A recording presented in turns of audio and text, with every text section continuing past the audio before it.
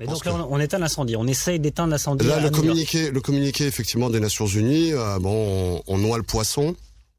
On dit que, évidemment, ce qui reste dans le cœur du débat, c'est de trouver une solution juste et pérenne, enfin tout le langage diplomatique.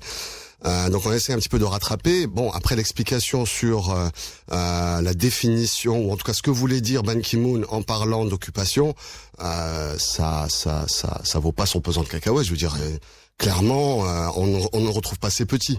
Une occupation dans la bouche d'un responsable d'une institution internationale. Et puis il sait le poids que ça a, bien sûr. Comme celui-ci. Enfin, les Nations Unies, c'est la virgule. On fait attention à la virgule. Qu'est-ce qu'on utilise comme terme, etc.